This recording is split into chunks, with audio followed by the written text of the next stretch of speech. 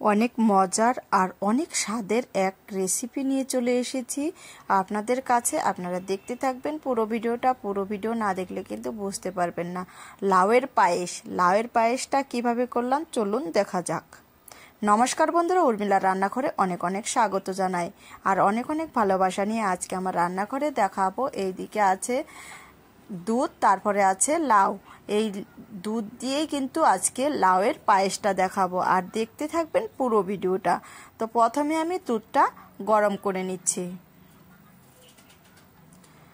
দুধটা ছাকা আছে, 1.5 কিলোর মতো দুধ আছে। দুধটা দিয়েই কিন্তু আজকে লাউয়ের পায়েস দেখাবো আর পুরো ভিডিওটা দেখার অনুরোধ রইল, কেটে কেটে দেখবেন না। আর কিভাবে করছি লাউয়ের পায়েস দেখতে থাকবেন। তো প্রথমেই দেখো দুধটা বসিয়ে আমি দুধটা একটু কিছুটা কমিয়ে নিব। তারপরে দেখো এখন আমি লাউটা কেটে নিচ্ছি। বেশ অনেকটাই দুধ আছে, তার জন্য আমি আগে থেকেই কিন্তু দুধটা বসিয়ে দিলাম উনুনের উপর। আর লাউটা এখন কেটে নিব। শক্ত টাইপের লাউ হলে ভালো হবে। এই দেখো আমি যে সাইডটা বিচি আছে ওই সাইডগুলো কিন্তু আমি ফেলে দেব। বিচি থাকলে কিন্তু এই লাউয়ের পায়েসটা খেতে কিন্তু একদমই ভালো লাগবে না। সম্পূর্ণ বিচি কিন্তু বের করে দিতে হবে। আমি এইভাবে করে সম্পূর্ণ বিচি বের করে নিয়েছি। আর একটা জলের মধ্যে প্রথমে আমি ধুয়ে নিব। তার জন্য একটা গামলাতে জল দিয়ে এটাকে প্রথমে ধুয়ে নিতে হবে। আর আমার ভিডিওগুলো যদি ভালো লাগে অবশ্যই সাবস্ক্রাইব, লাইক, কমেন্ট করে পাশে থাকবেন। পাশে থাকা বেল বাটনটি প্রেস করে দিবেন। যখনই আমি ভিডিও পোস্ট করব সর্বপ্রথম আপনাদের কাছে পৌঁছে যাবে। সব কয়টুকু আমি দেইনি, কিছুটা অল্প একটু বাদ আছে। আর এই যে দেখো আমি সম্পূর্ণ বিচিটা বের করে জলটা ঝরিয়ে নিচ্ছি। এখন জল থাকলেও কিন্তু লাউ থেকেও অনেকটা জল বেরাবে, যাতে জল থাকলে কিন্তু এই লাউয়ের পায়েসটা খেতে কিন্তু একদমই ভালো লাগবে না। এই যে দেখো একটা আমি এই যন্ত্রটা দিয়ে আমি ঝিরিঝিরি করে নেব, গ্রেট করে নিচ্ছি, যে যেটা বলেন।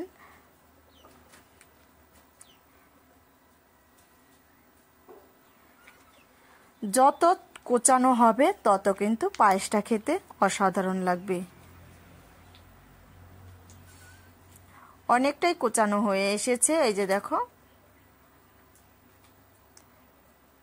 তো এখন আমার কোচানো শেষ।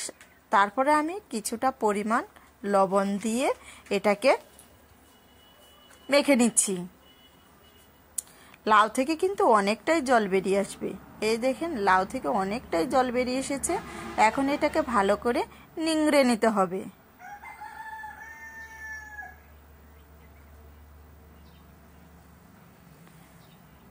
ভালো করে চেপে কিন্তু এর জলটা সম্পূর্ণ বের করে নিতে হবে। এই যে বের করে নিলাম।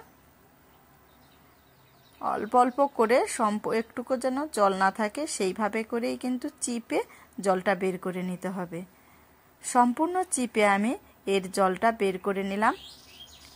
এখন এই যে দেখো দুধটা কিন্তু অনেকটাই কমে এসছে, তাই না? দুধটাও ততক্ষণে জাল হয়ে গেল, আমার লাউটাও কিন্তু কুচানো হয়ে গেছে। দুধটা এখন আমি একটা গামলার মধ্যে নামিয়ে নিব।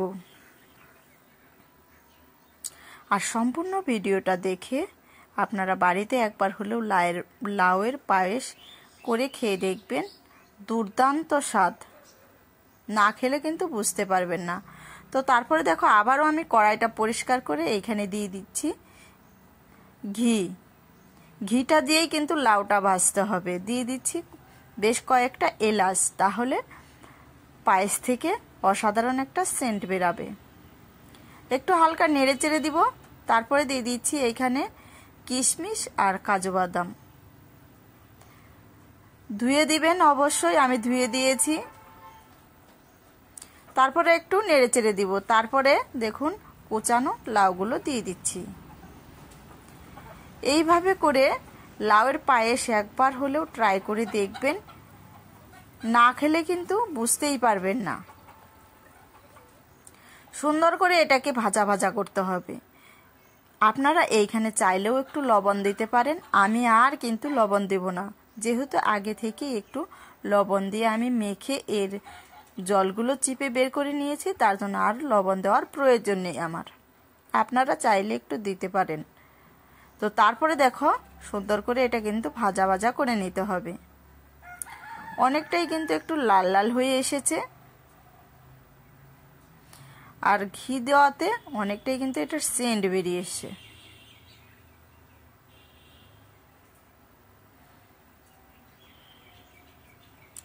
এই দেখো আমার ভাজা হয়ে এসছে। এইদিকে যে আমি গামলাতে দুধটা নামিয়ে রেখেছিলাম, অনেকটাই দেখেছো খাঁটি গরুর দুধ তো, তাই অনেকটাই সর বসে গেছে। সরটা একটু আলাদা করে রেখে দিব আর দুধটা আমি দিয়ে দিব। তো দুধটা দিয়ে দিলাম। দুধটা জাল দেওয়াতে অনেকটাই ঘন হয়ে গেছে, কিন্তু আবারও এইভাবে করে আমি নেড়ে চেড়ে নিব। আর এই রকম লাউয়ের পায়েস খেতে কার কার ভালো লাগে অবশ্যই কিন্তু কমেন্টে একটু বলে যাবেন। এই দেখো অনেকটা কিন্তু এর সাথে একটু ঘন আসবে দুধটা, তখন আমি দিয়ে দিচ্ছি দুধ পাউডারের গুঁড়ো।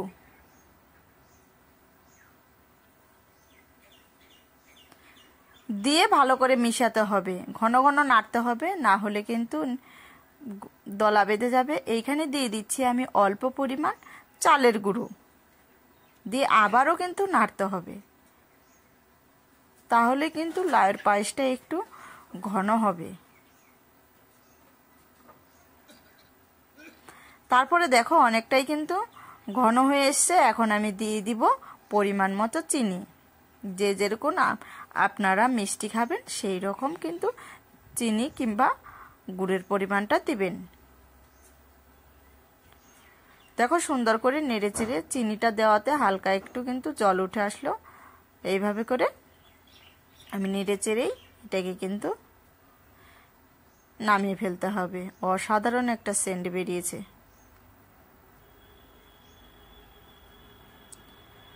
তো সম্পূর্ণ ভিডিওটা দেখার জন্য অসংখ্য অসংখ্য ধন্যবাদ। দেখো এখন আমি নামিয়ে ফেলবো। এই যে নামিয়ে নিলাম একটা বাটির মধ্যে। এখন আপনারা উপর দিয়ে যে কোনো জিনিসের দিতে পারেন। আমি এখানে কিশমিশ আছে, তাই এর জন্য আমি কিশমিশ দিয়ে দিলাম ভালো দেখার জন্য। তারপরে দেখো এখানে দিয়েছি গোলাপ ফুলের পাপড়ি। আর ভিডিওটি ভালো লাগলে অবশ্যই